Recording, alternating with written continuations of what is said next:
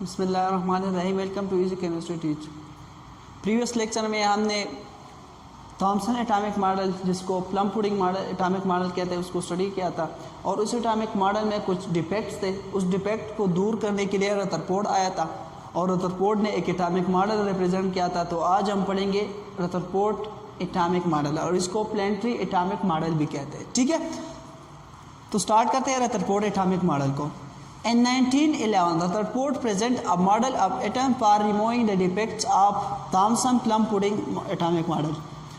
1911 में रदरफोर्ड ने एक एटॉमिक मॉडल प्रेजेंट किया था, और ये एटॉमिक मॉडल इसलिए प्रेजेंट किया था कि जो थॉमसन एटॉमिक मॉडल में डिफेक्ट्स थी, उसका जो डिमेरिट्स थी, उसको दूर करने के लिए रदरफोर्ड ने एटॉमिक मॉडल को प्रेजेंट किया था। ठीक है, प्लम पुडिंग मॉडल में बहुत से डिफेक्ट है, लेकिन मैं आप लोगों को plum pudding model atomic model थोड़ा रिवाइज करना चाहता हूँ कि थॉमसन प्लम पुडिंग मॉडल में कहता था कि एटम में इलेक्ट्रॉन और प्रोटॉन इस तरह अरेंज है जिस तरह वाटरमेलन में क्या अरेंज होता है, सीड और रेड पार्ट। ठीक है, या जिस तरह ये क्रिसमस का केक होता है, फ्रूट केक होता है, उस फ्रूट केक में ड्राई फ्रूट और जो सॉफ्ट पार्ट होता है ये अरेंज होता है। ठीक है, जिस तरह वाटरमेलन में सीड होता है, ये रिप्रेजेंट करता है किस चीज़ के, इलेक्ट्रॉन को। ये रेड पार्ट जो वाटरमेलन का होता है, ये पॉजिटिव पार्ट को प्रेजेंट करता है। ठीक है, तो उस पर बहुत से सीरियस ऑब्जेक्शन हुए कि किस तरह पॉजिटिव को रिपेल नहीं करता और नेगेटिव को किस तरह रिपेल नहीं करता। तो इस क्वेश्चन का आंसर थॉमसन के पास नहीं था। ठीक है, तो इस क्वेश्चन के आंसर को और जो ऑब्जेक्शन हुए थे इस एटॉमिक मॉडल पे, उसको दूर करने के लिए रदरफोर्ड आया। ठीक है, और 1911 में उसने एक एटॉमिक मॉडल प्रेजेंट किया था, और इस एक एटॉमिक मॉडल को उसने एक एक्सपेरिमेंट की बेस से रिप्रेजेंट किया था। ठीक है, तो पहले उस एक्सपेरिमेंट को हम स्टडी करेंगे कि उसने किस तरह एक्सपेरिमेंट किया और किस तरह उससे रिजल्ट निकला है। ठीक है, तो एक्सपेरिमेंटल सेटअप को स्टार्ट करते हैं रदरफोर्ड एटॉमिक मॉडल के। रदरफोर्ड ने 1911 में एक गोल्ड फॉइल लिया, 10 गोल्ड फॉइल, जिसका डायमीटर 0.004 मिलीमीटर था। ठीक है, 0.004 मीटर था। ठीक है, और इस 10 गोल्ड फॉइल को उसने अल्फा पार्टिकल से बम्बार्ड किया। ठीक है, और इस गोल्ड फॉइल के पीछे उसने जिंक सल्फेट का स्क्रीन रखा था कि जो अल्फा पार्टिकल से मैं गोल्ड फॉइल को बम्बार्ड करता हूँ, इसका इफेक्ट स्क्रीन पे देख सकूँ। ठीक है, और उसकी इस साइड में भी एक स्क्रीन उसने रखा था।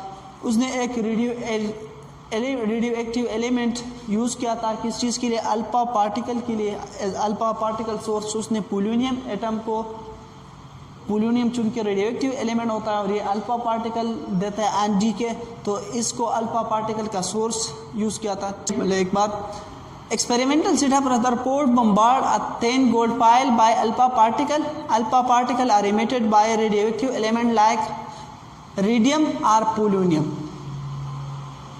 Rutherford ने एक गोल्ड फॉइल को अल्फा पार्टिकल से बम्बार्ड किया, 10 गोल्ड फॉइल को अल्फा पार्टिकल से बम्बार्ड किया, और जो अल्फा पार्टिकल था ये एमिट हुए थे किस चीज़ से, रेडियोएक्टिव एलिमेंट लाइक रेडियम और पोलोनियम। लेकिन रदरफोर्ड ने पोलोनियम एटम को यूज़ किया था। ठीक है, he kept zinc sulphate screen behind gold foil. उसने जिंक सल्फेट स्क्रीन को रखा था गोल्ड फॉइल के पीछे, ये इसलिए रखा था for the observation of effect alpha particle on gold foil, कि अल्फा पार्टिकल गोल्ड फॉइल पे क्या इफेक्ट करता है, इस इफेक्ट को देखने के लिए उसके पीछे गोल्ड फॉइल के पीछे उसने जिंक सल्फेट का स्क्रीन रखा था। ठीक है, तो ये एक्सपेरिमेंटल सेटअप था कि उसने गोल्ड फॉइल को अल्फा पार्टिकल से बम्बार्ड किया और उसकी इफेक्ट को देखने के लिए उसके पीछे जिंक सल्फेट का स्क्रीन रखा था। ठीक है, तो उसके बाद आते ऑब्जर्वेशन पे कि जब उसने एक्सपेरिमेंट स्टार्ट किया तो उसने क्या देखा। ठीक है, जब उसने एक्सपेरिमेंट स्टार्ट किया तो एक्सपेरिमेंट से यहाँ से इस तरह हुआ, जो अल्फा पार्टिकल निकलते हैं इस सोर्स से, तकरीबन सारे अल्फा पार्टिकल गोल्ड फॉइल से पास हुए। पहला पॉइंट यह है कि almost all the particle are pass through the gold foil. तकरीबन सारे जो अल्फा पार्टिकल थे ये गोल्ड फॉइल से पास हुए। तकरीबन उसने 20,000 पार्टिकल से गोल्ड फॉइल को बम्बार्ड किया और उसमें से तकरीबन 19,990 पार्टिकल गोल्ड कॉइल से क्या हुए थे, पास हुए थे। ठीक है, तो तकरीबन सारे पास हुए थे।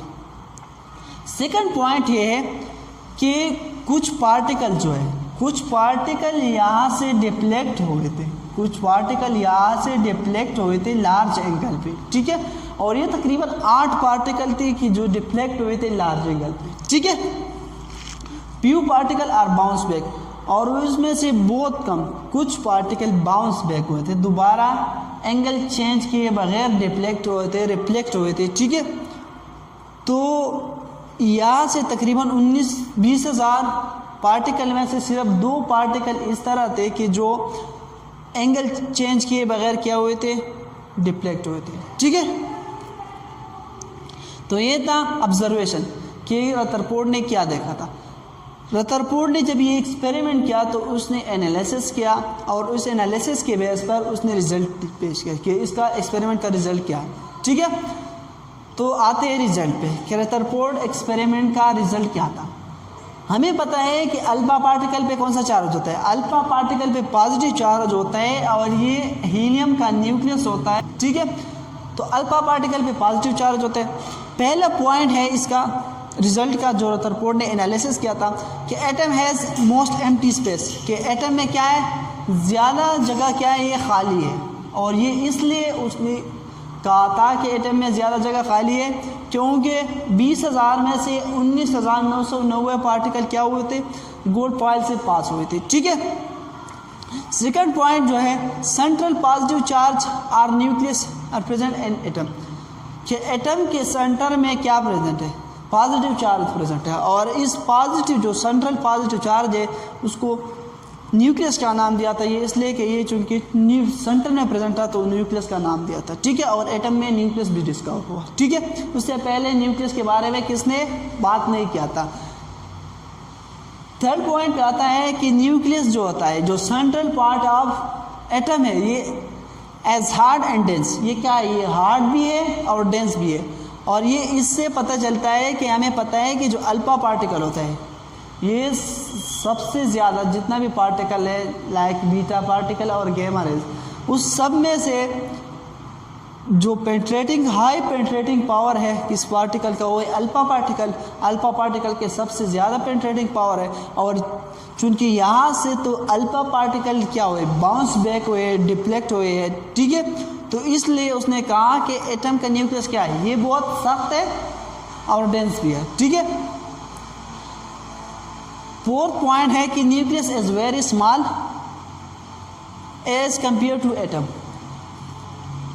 एज अ होल एटम के कंपैरिजन में न्यूक्लियस जो है ये क्या है, ये बहुत स्मॉल है। और ये इसलिए उसने कहा था कि ज़्यादा पार्टिकल तो गोल्ड कॉइल से पास हुए थे, तकरीबन 2 पार्टिकल इस तरह है कि जो एंगल चेंज किए बगैर डिफ्लेक्ट हुए थे। ठीक है, तो इससे ये पता चलता है कि एटम का जो न्यूक्लियस है या जो पॉजिटिव पार्ट है ये क्या है, ये बहुत छोटा है। ठीक है, और ये हमें पता चलता है कि अल्फा पार्टिकल क्या होता है, पॉजिटिव चार्ज होता है, तो पॉजिटिव को क्या करते हैं, रिपेल करते हैं। ठीक है, और ये तकरीबन बराबर होता है एटम का न्यूक्लियस, ये 1 to 10 फेमटोमीटर के बराबर होता है। एटम का न्यूक्लियस कितने के बराबर होता है, 1 to 10 फेमटोमीटर। और 1 फेमटोमीटर जो होता है ये बराबर होता है 10⁻⁻15 मीटर के। किस चीज़ की, 10⁻⁻15 मीटर के बराबर होता है। तो 1 से लेकर 10 फेमटोमीटर का क्या बराबर होता है, न्यूक्लियस बराबर होता है। और अगर आप एटम का साइज देखें तो ये बराबर होता है 1 to 10 एंगस्ट्रम के। किस चीज़ की, 1 to 10 एंगस्ट्रम की। ठीक है, तो अगर आप देखें न्यूक्लियस के कंपैरिजन में तो एटम का साइज़ क्या है, ये बहुत ज़्यादा है, और न्यूक्लियस का साइज़ क्या है, ये बहुत, न्यूक्लियस छोटा है, बहुत छोटा है। ठीक है, 10th नंबर पॉइंट पे आता है कि number of positive charge is equal to negative charge, कि एटम में पॉजिटिव और नेगेटिव चार्ज का नंबर जो है, इलेक्ट्रॉन और प्रोटॉन का नाम तो बाद में मिला था इसको। ठीक है, हम वैसे कहेंगे कि प्रोटॉन और इलेक्ट्रॉन का क्या होता है, नंबर बराबर होता है। और ये इससे पता चलता है कि एटम एज अ होल क्या है, ये न्यूट्रल है। ठीक है, आते हैं 7 नंबर पॉइंट पे कि electron revolve around the nucleus, के इलेक्ट्रॉन क्या करता है, ये न्यूक्लियस के इर्द गिर्द घूमते हैं। ठीक है, जिस तरह सूरज के इर्द गिर्द सियारे घूमते हैं जो अर्थ है और मार्स है।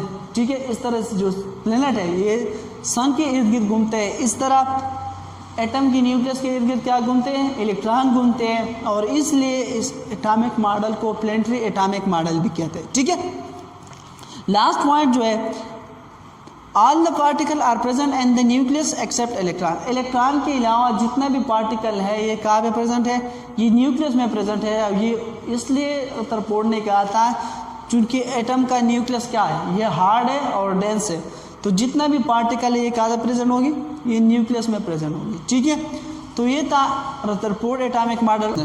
तो आई होप ये आपको समझ में आ गया होगा रदरफोर्ड एटॉमिक मॉडल, ये रदरफोर्ड एटॉमिक मॉडल का एक्सपेरिमेंटल सेटअप, ऑब्जर्वेशन और लास्ट में क्या रिजल्ट।